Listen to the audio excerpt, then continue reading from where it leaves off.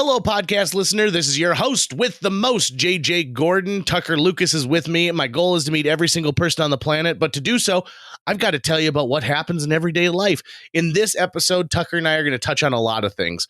Dreams, brunch consulting, and what to do with an applicator tube. Sit back, relax, and enjoy this episode of JJ Meets World. And by the way, if you'd like to help support our podcast, visit jjmeetsworld.com where you can donate to our Patreon, pick up some killer swag at our merch shop, or click the link to Apple Podcast and give us a 5-star review. 1, 2, 3, 4.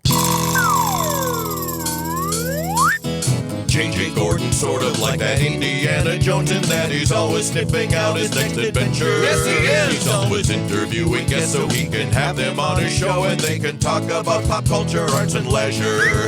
JJ has his flag unfurled and he likes his french fries curled, and he's fun and then he twirls as he goes to meet the world. He will march into the rain even if his ankle sprained. Take a peek inside his brain. This podcast is called JJ Meets World. Tucker, last night I had a very vivid dream, and I thought we could dissect it on today's episode of JJ Meets World. What do you think? Excellent. We are about to dive into the psyche of JJ Gordon, everybody. Okay, so in my dream, I'm in my own house, but I'm the only person here, and I have to pay my taxes. I realize in the dream that I am days late in getting these in the mail, and so I use an old Apple like clamshell MacBook, you know, that old MacBook that like had the vibrant colors and stuff like that. Yeah. And I can't remember the Wi-Fi password. And so I'm having a lot of trouble getting this thing done, but I finally do. And I print it, and it prints out on the oldest printer you've ever seen. Like a dot matrix? Yeah. And like, it's got the little like bullet hole nubs on the side to feed it. Yep, like so it feeds it through. So it can pull it through.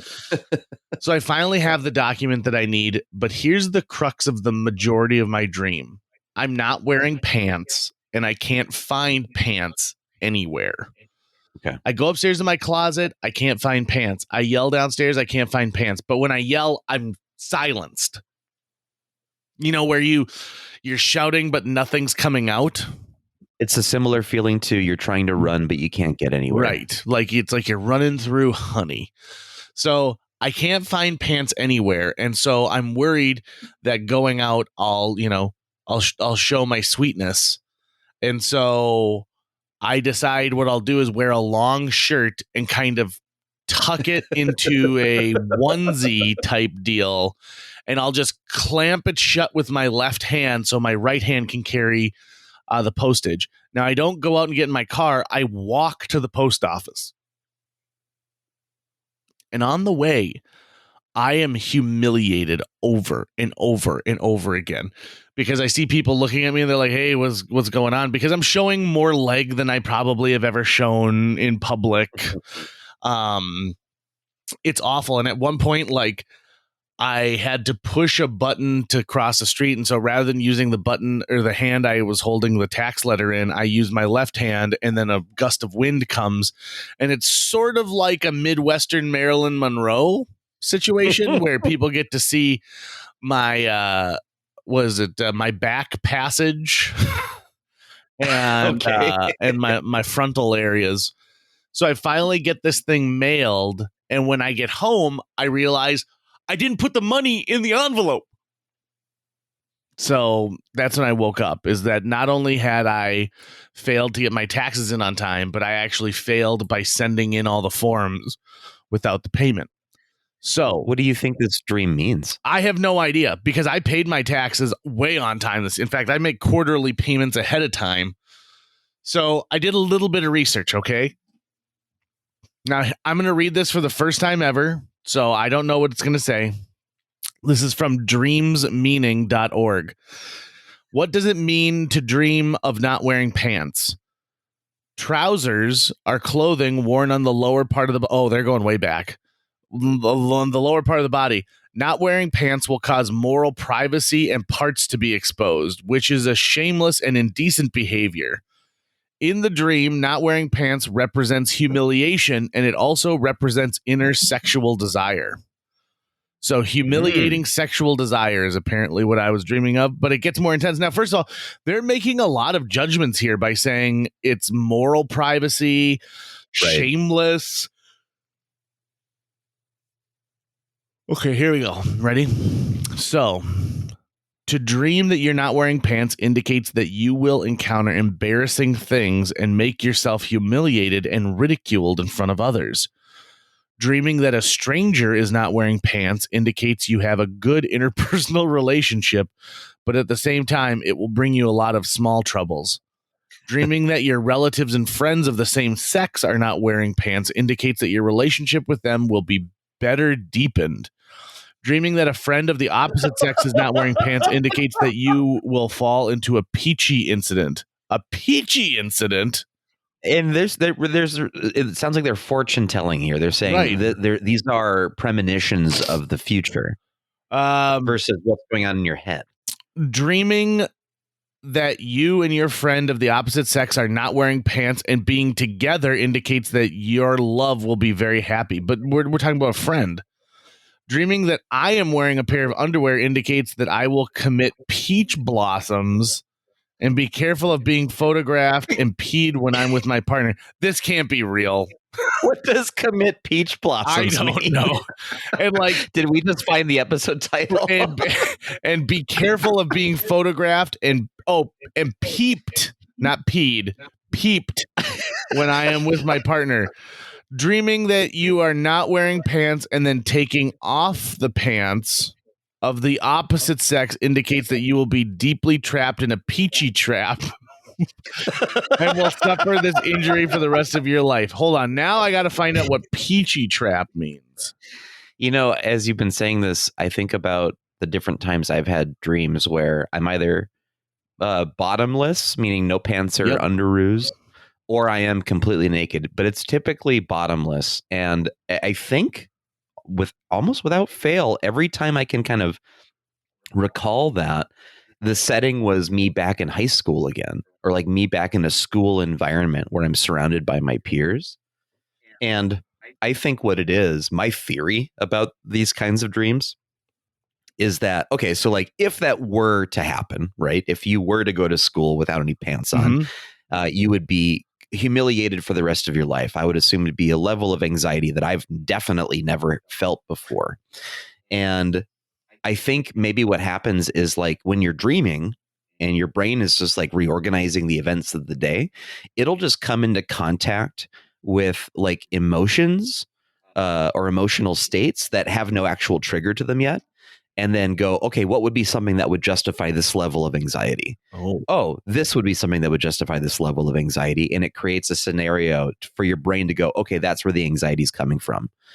Versus like, oh, just coming into the contact with the emotion first, you know, or like in today's world or in real world and waking life, something would happen to you first and then you would feel the emotion afterwards. And I think sometimes in a dream, your brain is just going to access the emotion first and they go, okay, what's a scenario that could cause this emotion? And then that's what you experience. So you were probably just feeling a lot of anxiety in your brain last night.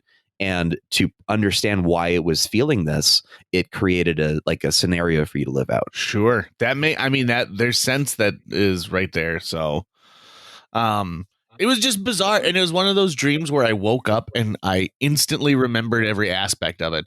It doesn't happen on a regular basis. Usually I've gotten to the point in my age where I wake up once a night to go to the bathroom. And during that bathroom trip, whatever I was dreaming usually like fades away. And I don't often dream with that the self-realizing dream where you know you're dreaming so you can have some magic powers and stuff like that in the a lucid dream. Yeah. I don't really get that often.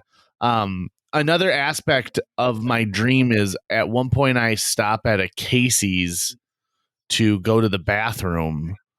And they've got a bathroom like where the door opens and there's only one toilet, but it's in a stall. But the bathroom itself only has one toilet. So you lock the bathroom door. So there's no need for the stall. But I went in the stall anyway. And it had the biggest gap in the door, like the stall door that I've ever seen. so that you could clearly like look, and not with one eye, like you could look with both your eyes and see into this stall. They needn't have bothered. Right. God, I really miss the Fargo Theater bathroom. Oh, the upstairs, the far back bathroom next to the radiator is a little bit of heaven. Specifically, yeah, the one next to the radiator and the glass, the frosted glass. Yeah.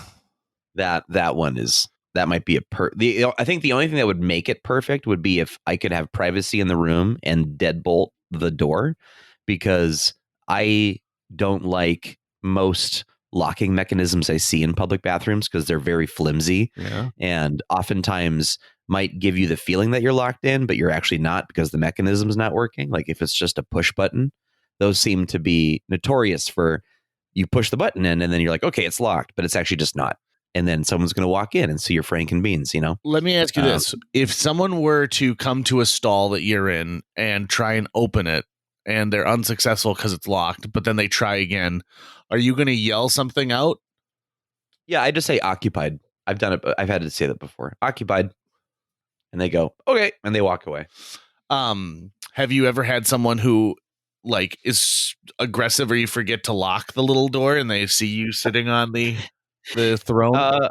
No, the only thing that comes to mind was when I used to work for the Heartland Poker Tour, and we had this like really dingy office in South Moorhead that was like a flat office building that had a few other businesses in it, and there was like a shared public restroom, and I was in the stall. And these two little boys were there with their parent who was at one of the businesses, and the kids were just running all over the place, and they were hellion little children, like the kind of kids that you would really judge the parent if you saw these kids in public because of how they were acting out. And the kid kept like sliding his body under the stall door to look at me while I'm in there. And I was like, kid, get out of here. And like, he'd go like, and then he'd run away, and then he'd come back in and like shove his body underneath the stall door again. And that little boy grew up with Ted Cruz. Yeah. Oh, that kid was a monster. I don't know if I've ever told this story on JJ Meets World, but I feel like enough time has passed where any sort of public humiliation that goes along with it probably has dissipated. So if you're driving in Fargo and you find yourself on 13th Avenue and 25th Street, just south of there, you'll find the 25th Street Marketplace. And it's been home to a TCBY, a Caribou Coffee, various dress shops and all sorts of stuff. But on one end, it's anchored with a restaurant, and it used to be kind of a coffee shop, like bistro, and it's had a bunch of stuff. One of the things that's been there was this place called, I think it was called 21 Samurai. And obviously Asian dishes. And so Jill and I went there to have dinner one night. And it's not very big inside. I mean, there's maybe 15 tables tops. And that night it was slow. So when we went in there were only a couple of the tables occupied, and I happen to know like of the 4 tables occupied, I happen to know people at 2 of them. Previous guest Sabrina was one of them, and Sabrina, and our old friend, rest in peace, Pat Fundingsland, and his parents were there. Good old Pat. So miss that kid. Our waiter is the only waiter working in this place. So he's taking care of all the tables, which is fine because I wanted a nice leisurely night. And the thing I like the most about this place is not only did they have all the sushi chefs, in broad daylight, which I like. I like watching them work. I like that aspect. But also there's no televisions. So you get lost in the conversation and you can really concentrate on the people you're with. So we get the bill. I pay with my credit card. And I tell Jill, like, listen, you can go out to the car. I give her the keys. I got to go to the bathroom real quick. I had to go, number one. And you might be saying to yourself, JJ, why are you telling me what you had to do in the bathroom? I know how a bathroom works and why people go in there. Well, this is important. when you walk into the bathrooms at this place, you actually go around just like a little tiny corner, and there are 2 bathrooms right there. So it's not like you're down a hallway. You don't enter a door, and then there's doors down there. It's very open concept, right? But it's around the corner so that the general population of the restaurant can't see what's going on. If you were at the till, you could, but in this case, you can't. It's a turnstile knob, not one of the not the handle style. It's a turn knob, and I put my hand on it and I turn it, and it's not locked.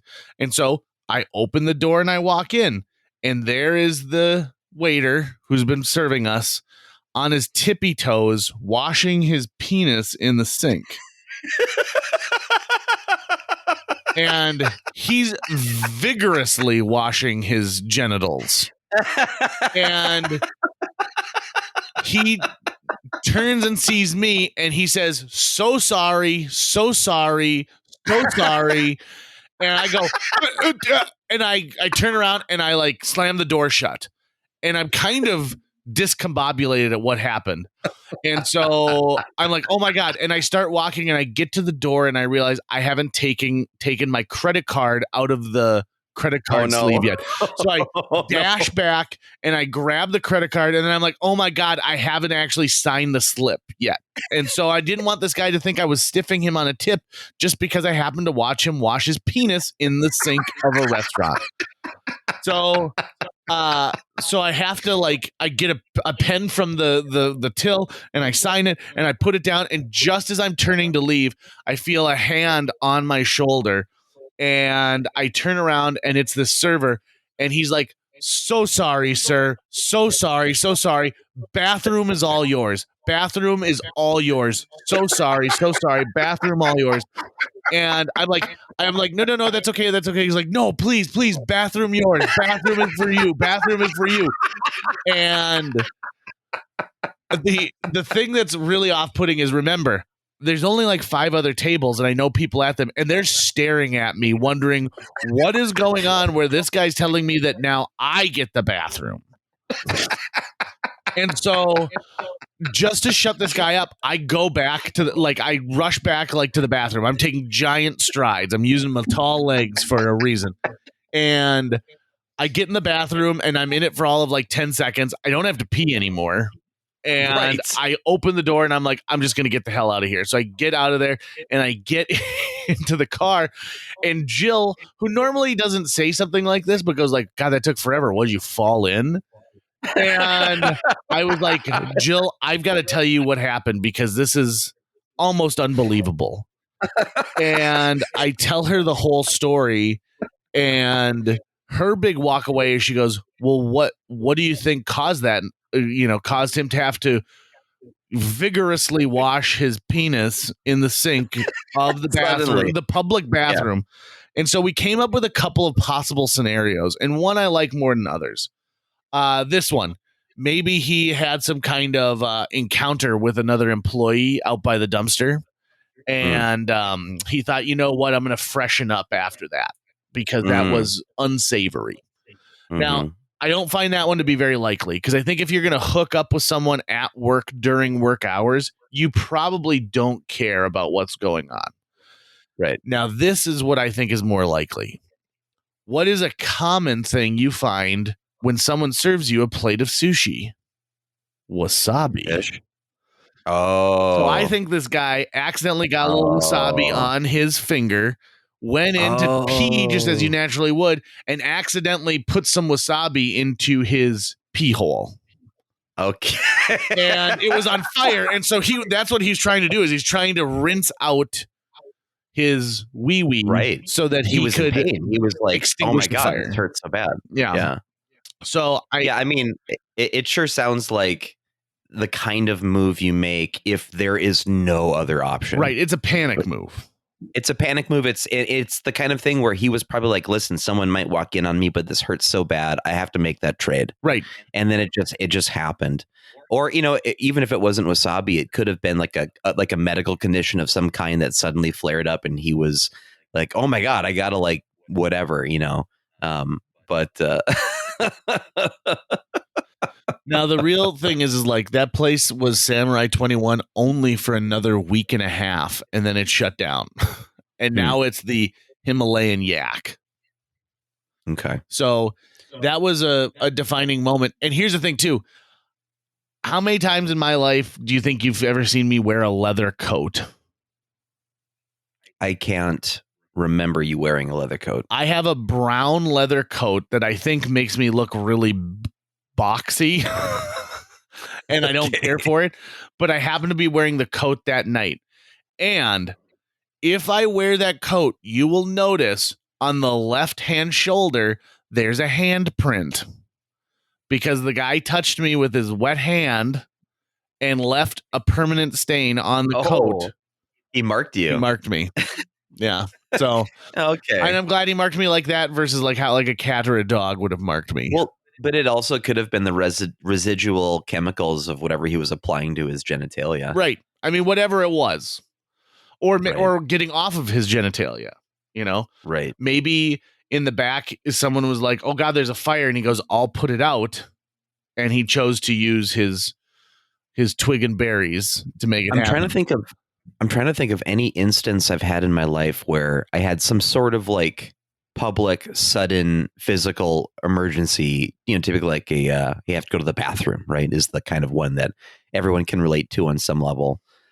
One that really put me at some form of a disadvantage. I can't really think of one right now because I'm trying to like empathize or understand exactly what it was that probably happened to this dude. Right. And but I can also imagine if your dick is suddenly burning, like, and it feels like it, or even not burning, if it's itching for some reason or irritated, that makes you miserable. Makes you absolutely miserable.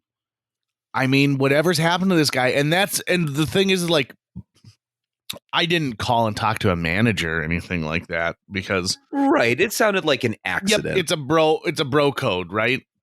Yep. And clearly he was embarrassed. I wish he hadn't come out and made a scene about it. Right. By the way, the instant someone hands a card back, I instantly sign and get all that taken care of now, just in case I have another so sorry situation. And at least what you saw him doing was washing, right? He was doing something sanitary, essentially. Right. Right. But he was applying soap and water. I have to reiterate, this wasn't like I'm washing it. Like, it's he's just trying to get as much water to rush over this thing as possible. Okay. If you had a horrible burn, and you were trying to, splash water all over it. Got it. Yeah, then he must have been in some kind of pain. Like if there had been an eye wash station, at your school's chemistry class, there'd been a garden hose outside he could have used in an alleyway. But it was winter months because, as I told you, I was wearing my brown leather coat. Right. That also reminds me of a story from when I was a little kid that kind of traumatized me for a while. We had one sports bar in Fargo, and it was the first sports bar, and it was called Pepper's Sports Cafe. Type of place where you walk in and there's a Wayne Gretzky jersey signed on the wall. They're always making popcorn for your table, and the French dip is so dry, you'd think that they'd rolled it in the popcorn before they brought it to your table.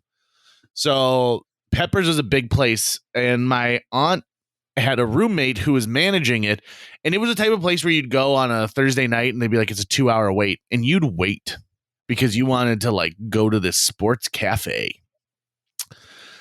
Now, 30 years later, it's on hard times, very hard times, because it used to be in a burgeoning part of South Fargo that was just at the edge of town, and now it's sort of inner city at this point, and no one's really reinvesting in those parking lots. So I'm 8 years old at best, just to the age of where I can start going to the bathroom by myself, right? So my parents would be fine letting me leave and go into a public restroom and find my way back to the table afterwards. So I go and I'm using the urinal, and there's 2 urinals. There's one that's lower and one that's higher.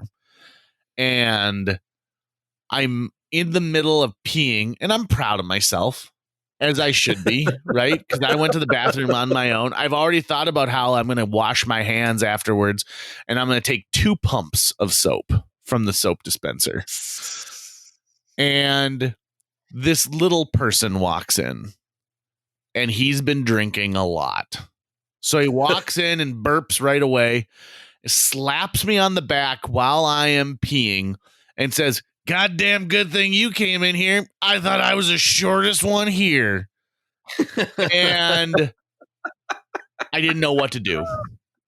I had no idea what to do. And not because this is the first time I'd ever seen a little person, but this is the first time that I have been in a bathroom by myself where another male has done stuff like touched me while I'm at the urinal, even though it was a slap in the back, has tried to engage with me in like, I don't have conversations while I'm peeing. You know, I'm concentrating on not peeing on the floor or, you know, on the side. Come on, man. And so I freeze and I don't know what to do. I don't know what to do. And then he burps again and he does this little like stamp dance when he's done instead of like, you know, the shake that I had been taught. And he doesn't wash his hands and goes right back out into the bar. After, and I don't know what to do, right? Like, I'm like, oh my God, I don't want to walk out. What if he's out there waiting for me? And so after about 10 minutes, my dad comes in and he's like, "Hey, are you done? What's going on?" And I said, could you just walk me back to the table? And he says, "Yeah." And he goes, "Did you wash your hands?" And I'm like, yeah, I definitely washed my hands, but I was afraid to leave the bathroom. And so my parents tried asking me about it later, I think because they thought maybe I had been molested, which wasn't the case at all. And when I tried to explain what's going on, I remember my dad laughing so hard that tears were rolling down his cheek. And my mom getting mad at him for that because she's like, "JD, take this seriously. Take this seriously." And he's like, "I'm trying, but you've got to look at it from my perspective." And I'm like, yeah. And so now as an adult, I've been to that, like I was at that Pepper's Sports Cafe about a year ago, and I really had to go to the bathroom when I left, and I refused. I was like, I can't go into that bathroom. And so I had to go to the Marco's Pizza down the street and ask if I could use their restroom. And they're like, okay, which is weird because it's not like a pizza restaurant. So I had to use the employee bathroom. They had to let me behind the till. Pepper's is one of those places where if you've never eaten there, it's the kind of place where it doesn't matter how you order your steak, you're getting it well done. Yep. Right? Yep. 100%. And like, there's a place for everybody. I dated a girl for a while whose dad, that's where he went every day. Randy would get done with work and then go and like sit and have a couple beers, have his dinner there. And he was just a regular, right? Like he loved that place. He probably had been going since the mid 80s. So, you know, you don't mess with success. Individually wrapped pickles. I don't really understand like the point in them because I don't want an individually wrapped pickle. If I'm going to have a pickle, I'd like to get it out of a wooden barrel, which is something that movies taught me would be a regular occurrence in my life that turns out have not been a regular occurrence as I get further and further into my life. So I'm just saying like that would have been nice. I think the aesthetic of the wooden barrel is what's missing from jars these days. And I think we could have the best of both worlds where you have a glass inner lining, but then you create some kind of a facade that goes with it, even just a paint on the outside of the glass to make it look like a wooden barrel. I'm going to search wooden barrel skin. Yeah, like if there were just like vinyl wraps you could put around your jars. Yeah, there's a lot. Okay, so there's a lot of like decal wraps. They don't really look like they're wooden. Oh, and they make wooden box things that look for the Xbox One for your longboard. Oh, there's a lot. Also, this was told to me recently. Do you know what is disrupting the auto industry right now? No. Sticker makers. So there are people who are manufacturing stickers to the precise measurements of interiors and exteriors of vehicles. So let's say I want like a faux mahogany trim inside of my car, Okay. right? Okay. So if I buy that from the dealership, it's going to cost me another like $5,000-$6,000, or I could spend $45 in stickers that look Nice. like the real thing.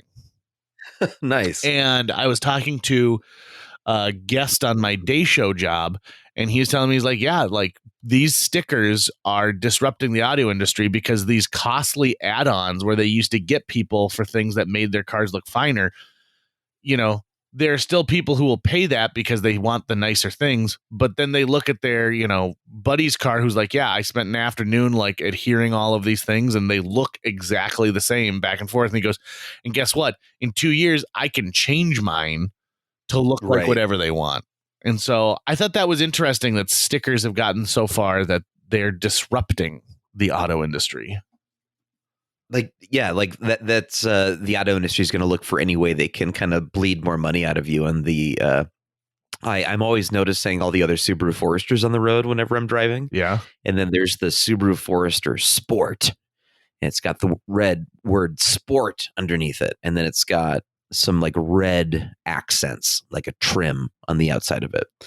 I don't actually know if the Sport has anything else beyond that, but every time I see one, I bet that person paid at least an additional $2,000 for the word sport and the red line on the outside of the car. And they probably never use the features that make it a sport. Yeah. You know, I've been thinking about vehicles lately, and I don't know how I got onto the topic of thinking about them because they're not really something that I think about. But I think it was I was hanging out with Jay Nelson the other day, for previous guest Jay Nelson, who I just adore.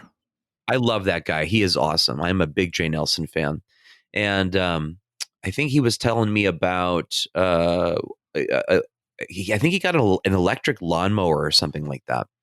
And I was talking about how I'm really excited that we're getting more things that are electric and not gas powered, because I think not necessarily from an ethical standpoint, but just from the logistical standpoint, I hate having to deal with gas.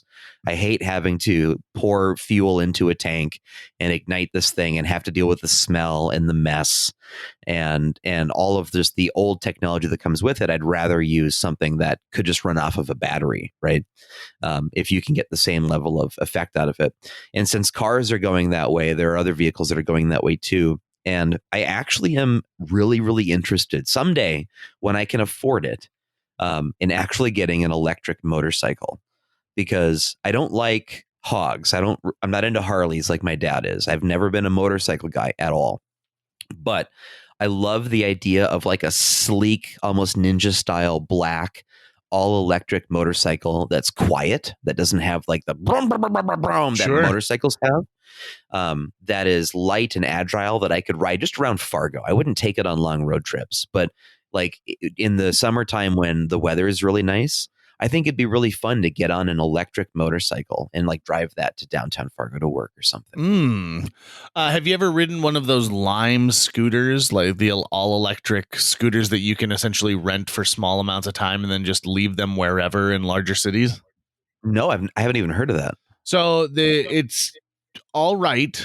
I'm not going to say that I love them, but I do find them kind of fascinating.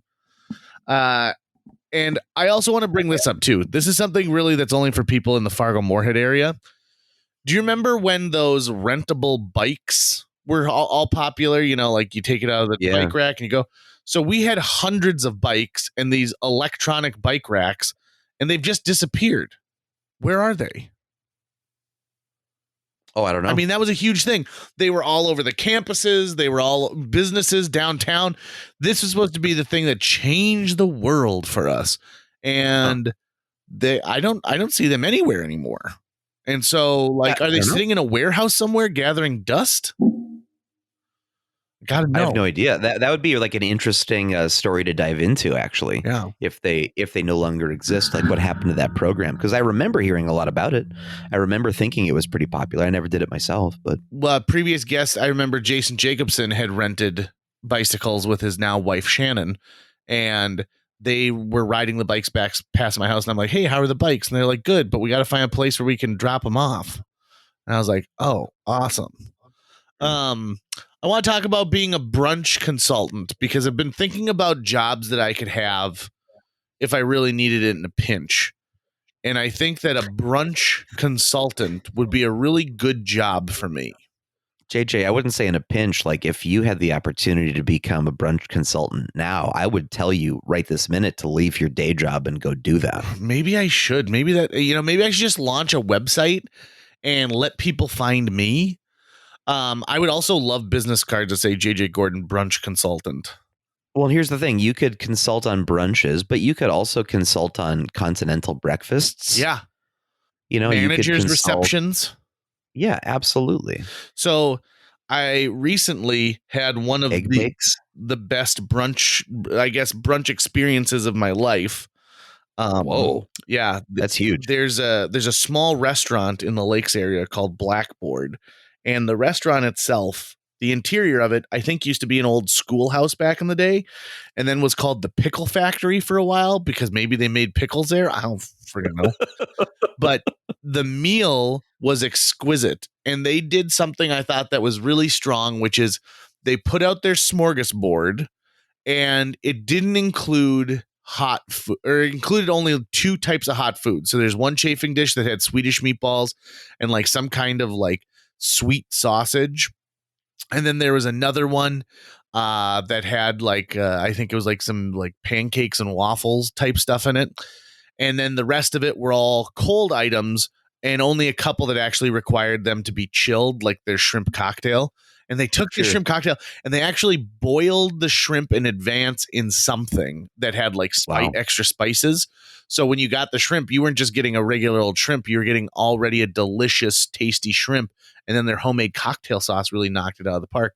But what they did that I thought was unique was, so you get access to this all-you-can-eat smorgasbord. Then they brought you a freshly made like salad, like a selection of greens for a salad.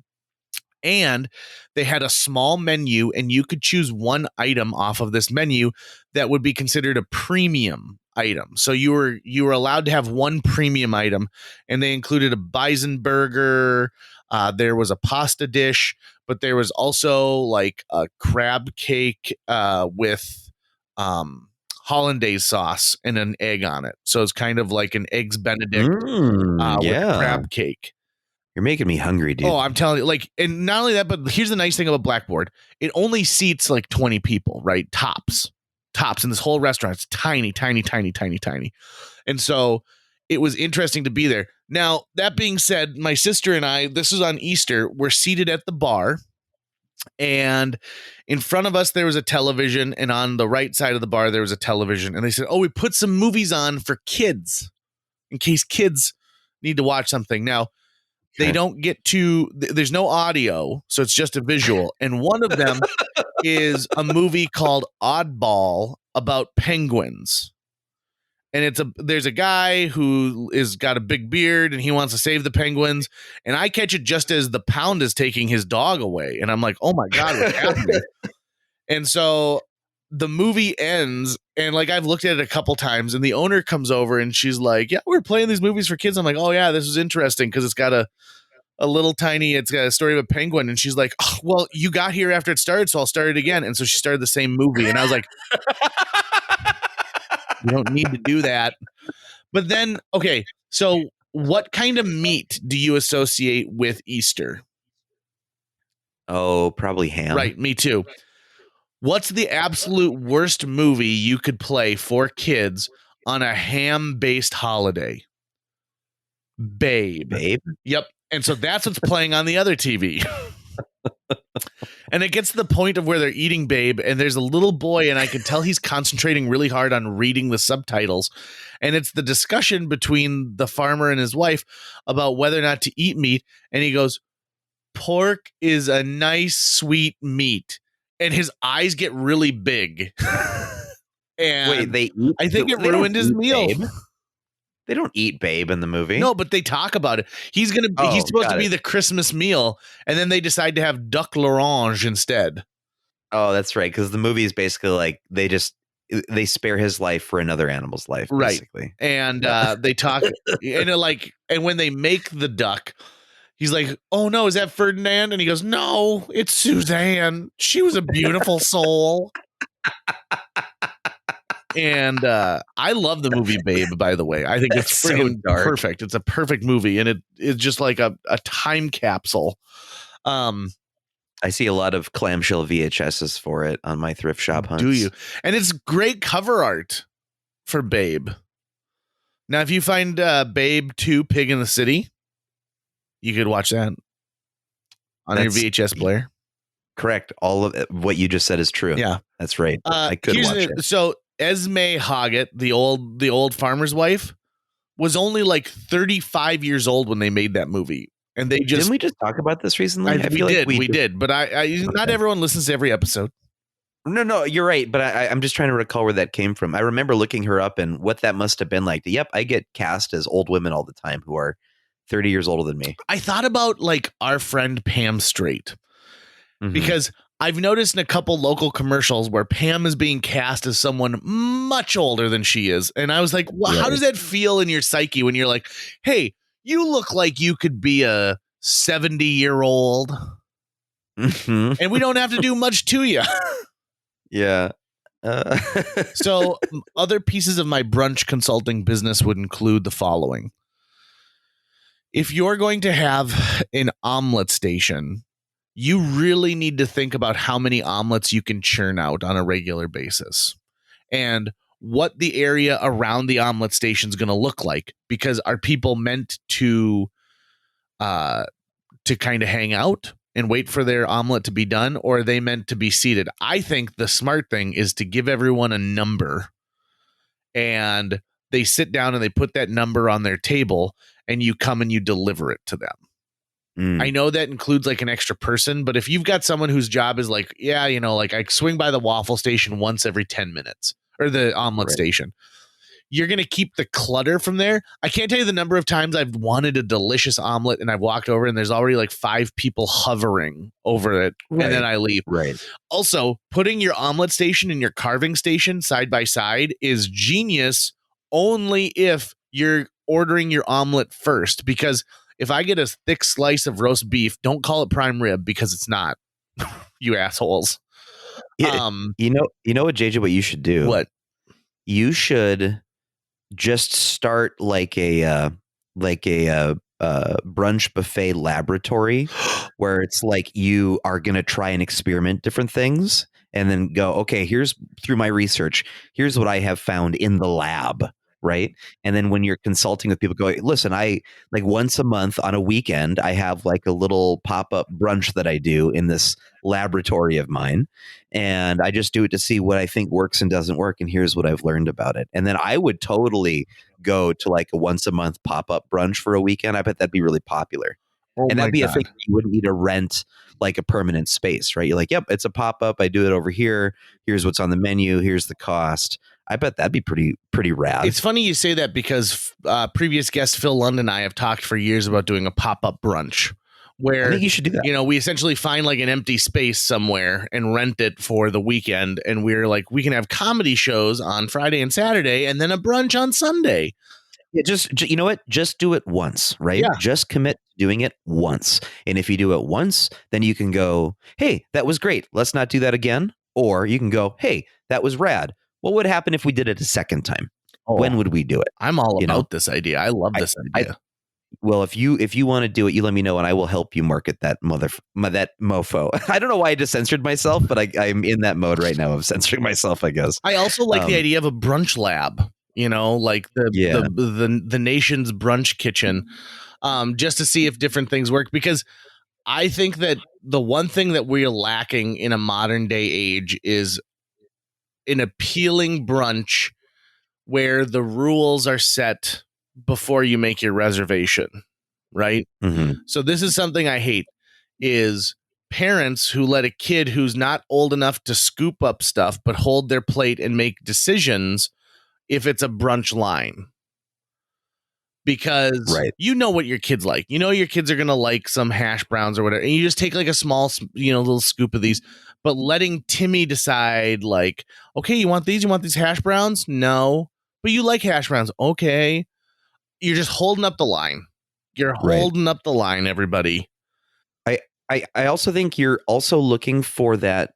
You need to like be able to dial in that sort of sweet spot of the food is high quality, but also not crazy expensive for you to produce. Right. Right. Because that's obviously you have to make it cost effective if you're trying to do this as a business in some way.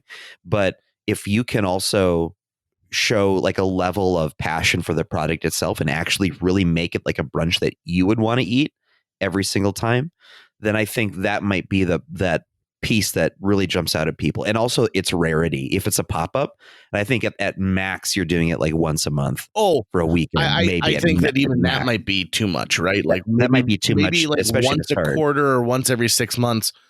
Because one thing that you want is, if I'm going to go to a pop-up brunch, my assumption is that you're putting in more effort than a place that has a brunch every weekend, right? Right. So I'm not going to find, like, you're not going to put scrambled eggs on this buffet. Okay, well, hold on 1 second then. I want to see where your mind is at here. So let's say I am JP Moneybags, and I said, "Hey JJ, I'm going to fund your first pop-up brunch for that weekend. But here's the thing. You gotta you can pick whatever location you want, but you can only have 6 dishes total, not including drinks. So only 6 foods can be on the buffet to start. What are those 6 foods going to be?" Okay, may I ask a question about the definition of food? Okay. Sure. So are we talking about 6 entrees, but then I also get, like a fruit plate, and I get a pastry plate and stuff like that? Or are we talking about the fruit plate would take up 1 food? Yeah, 6 items done well. So like the fruit plate would be 1. Sure. Okay. Omelette Station. It's happening, but it's got to have 4 burners. It's got to. Swedish Meatballs, but not big meatballs. They're smaller sized meatballs, but not tiny. So, they're not the size of like a fist, but they're also not the size of like a pea. Mm-hmm. There is a fish dish that's cooked to order and available for people. There is also a gigantic like steamer full of bacon, and not bacon that's floppy. It's crispy bacon. So it's the type of thing that they had to start working on it. Like they had to come in at like 4:00 in the morning, start crisping up bacon. So that's 4. So I get 2 more. Okay. So we've got an omelet station. We've got bacon. We've got, I'm sorry, what else did you say? Swedish meatballs. And then what was the 4th one? Oh, the fish made to order. Fish made to order. Okay. So we've got at least 2 proteins there. We've got, the egg is a protein. So the 3 proteins, or is it 4 proteins? That's, omelets are protein. So that's 4. There is a homemade caramel roll station with a drizzler. So when you get it, there's someone who will drizzle additional caramel on top if you'd like that. Okay. I'm getting a little bit worried. About like the price of this thing? No, I'm getting worried about a dish I haven't heard yet. Oh, really? And there's only one option left. So let's see. And so the last one is some type of delicious cheesy hash brown. There you go. Okay, good. We're good. Yeah. Whew. I wasn't worried about the cheesy part. I was just worried about the hash browns. Yeah, a potato dish, right? Like you want that at the end. Right. You want some kind of a potato dish. I would never include a buffet that doesn't have that, because that's a foundation food. So you can take a bite of your Swedish meatballs and include a little bit of the hash brown. Same thing with your omelet. Right. And maybe we can massage this a little bit and say condiments are not considered part of the 6, and we can make that cheese a condiment, maybe. I like that. Melted condiment that you put on top of it. There's also a hot sauce bar. Ooh. So you walk over to this area, and it's got like 20 different kinds of hot sauces, and there's some barbecue sauces and things like that. There's also a giant vat of ranch. And it's a serve yourself, but it's a fun thing that you get to experience, right? You get to look at that and be like, oh, the devil's spit. I'm going to try that. Right.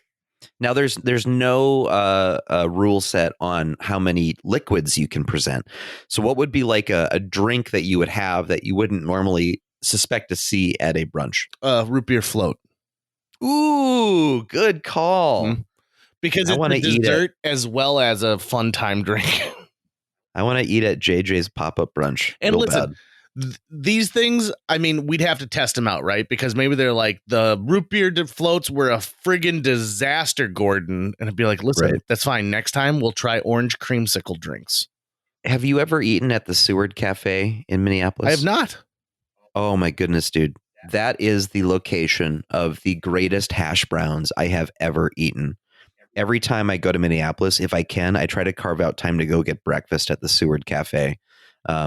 It's like a real hippy dippy place where like they make, they home grow all their food and stuff, and unbelievably delicious food. And the hash browns are completely out of this world. So I would go, hey, if you want to figure out hash browns, go figure out how they do it there, and then take that recipe and you guys do it, because I would drive an hour. Like if those hash browns were 1 hour away, I'd drive that hour to eat those hash browns. Really? Yeah, for sure. There are many foods that I feel like are better than other things. Like, for example, one thing that I would like to include in my brunch is some kind of version of the Pillsbury orange Danish rolls. They're just so good. And right now, we're in a shortage. For the last 2 months, I haven't been able to find them at my local grocers. And I'm worried that at one point they'll just say like, well, you know what?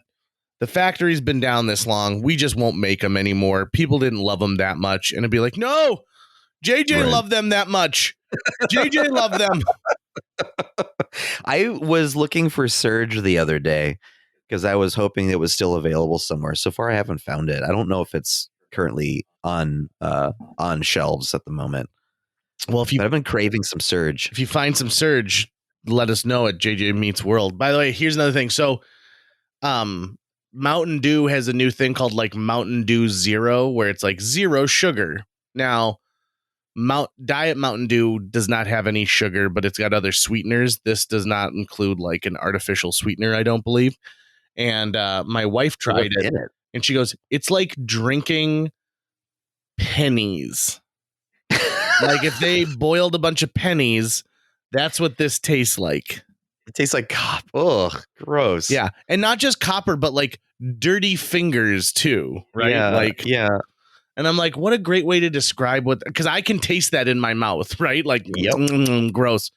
I once stayed in a hotel in Alexandria, Minnesota. And the only way I could describe the smell of this hotel was this must be what a minotaur smells like. Half bull, half man, all rage. Mm-hmm. Just awful stuff. Trapped in a maze. Well, Tucker, as we get close to wrapping up this episode, I wanted to throw out a couple things that I thought might be important to our listeners to know just about our personal lives, which is number one, you've been working very, very hard on a musical at Theater B. Yeah. And I want to let people know that tickets are available now. And so if you're listening to this and it's not, Memorial Day 2022 yet, get some tickets and go see Mr. Burns' post-apocalyptic electric show. Did I get that even close?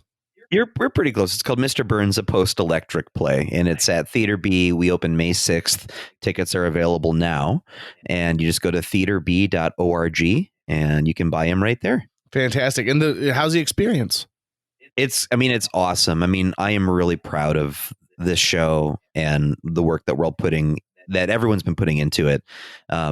The short version is that it's about it's a post-apocalyptic world where a band of survivors gets together in the woods and starts recreating old episodes of The Simpsons as stage plays, and it ends up becoming a musical that spans about 100 years, and it's pretty bonkers, and it's one of the craziest shows I've ever read. It's a show we've been talking about at B for a long time, and I've been privileged with the opportunity to direct it, and I've been working on it pretty hard now for a few months. And we are less than a week away from tech, so we're getting close to opening here. And so it's been a lot of sleepless nights and weekends, but it's been absolutely worth it. I can't wait for people to see this show. But I also can't wait to like hand the show off to the rest of the cast, because that's like the nicest part about being a director is you do all like the heaviest part of your work is the month leading up to the opening, right? And then after that, you have nothing left to do. All the hard work is now in the hands of the stage managers and the actors. And so I'm also looking forward to having some energy back so I can kind of refocus on other things. But so that's coming up. What's going on with you? Well, I got a big promotion at work, and so that's taken up a lot of my personal time with that. I've had a couple little like health issues I've had to deal with lately. One of them being I thought I had hemorrhoids, but it turns out I didn't have hemorrhoids. And you know how you find out you don't have hemorrhoids? No, by how? letting a stranger look in your butt. Got it. And that hopefully this person has a medical degree. Yes, they do. Okay. But it's the first day I had ever met this woman, and she's like, okay, so I want you to take your pants and your underpants off if you're wearing them. And I thought, what? Wait, first of all, why you phrased that really weird if you're wearing them? How many people are coming in here and being like, oh, I didn't need to take my underpants off, or like, no problem, I'm ready to go. Yeah, maybe it's more than you would imagine. So she had me lay down on my left side facing away from her, and she opened the gown, and then she opened me, and then I heard click, and then I saw it had to have been a flashlight light hit the back wall, and then so she did give a good look, but I now have a cream that I have to use for the next 2 weeks that I'm putting in myself. And here's the thing. I had to go to YouTube. Thank God for YouTube, and thank God for the people who are going and putting stuff on YouTube, because they know somebody else is going to need this information. The cream I got has a black cap, but then it's got a white applicator on it. And the applicator is, I would say probably about an inch long, and it's just a white tube that has random holes in it. And so my question was, am I supposed to shove this tube and applicator into my butt and then push on the tube? And how do I know if there's enough and what's next? So luckily I found a thing, and this guy shows how to use it, and he goes, but really, these are meant for babies.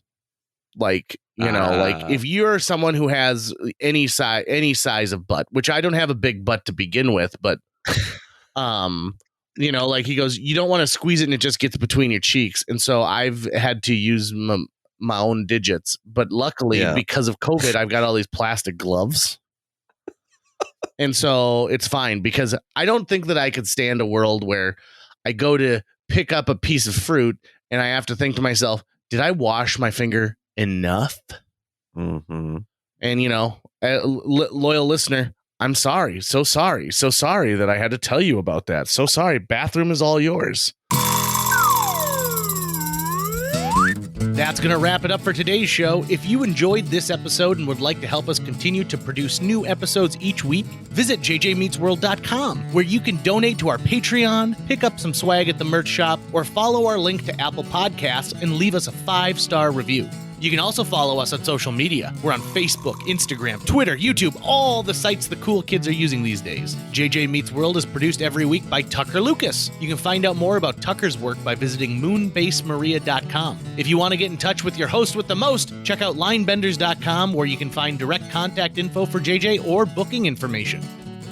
That's why I was 5 minutes late to the podcast, is because I had to give myself some cream.